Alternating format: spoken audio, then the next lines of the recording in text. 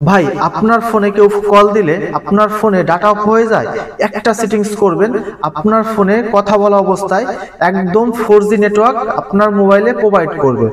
তো এই সেটিংসটা শেখার জন্য ভিডিওটা লাস্ট পর্যন্ত দেখবেন।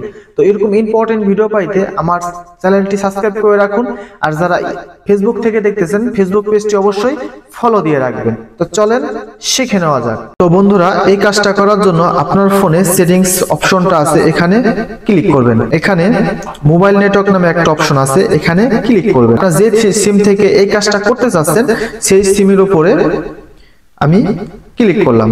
ক্লিক করলে এখানে একটা অপশন পেয়ে যাবেন, অ্যাক্সেস পয়েন্ট নেম। এখানে ক্লিক করবেন।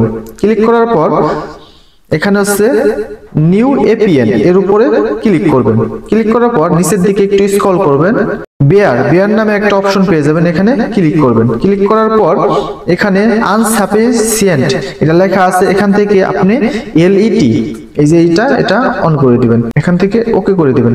ওকে করে দিলে আপনার ফোনে যদি কেউ কল দেয় কিংবা আপনি কথা বলতে থাকেন তখনও আপনার নেট বন্ধ হবে না।